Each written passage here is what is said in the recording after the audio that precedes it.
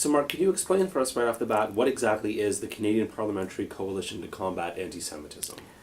A group of parliamentarians spanning all the parties in Parliament have gotten together to find ways to identify and combat anti-Semitism, and in connection with that they have called an inquiry to hear evidence and to prepare a report to present to the Government of Canada. It's especially timely because the Government of Canada has undertaken to host an international conference on combating anti-Semitism in the fall of next year, and the work of the Parliamentary Inquiry and the Parliamentary Coalition can be very, very helpful in setting the agenda and in pointing the government in the right direction. So why do you believe that this coalition was necessary in the first place? Well, I think the coalition itself decided that it was necessary, and that's what's impressive.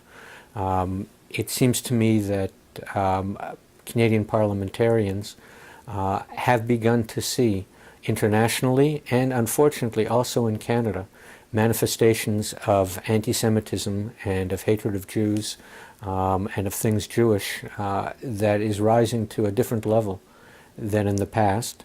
And they've come to the conclusion that it's impossible to remain silent in face of what may be a rising tide of anti-Semitism. So you mentioned that the coalition has begun a parliamentary inquiry into anti-Semitism. What results would Canadian Jewish Congress like to see coming out of this inquiry? Canadian Jewish Congress would like to see a number of things. First of all, just on a technical level, we'd like to see the inquiry present a strong report to the Government of Canada that the Government of Canada can use to set the agenda for its international conference on combating anti-Semitism.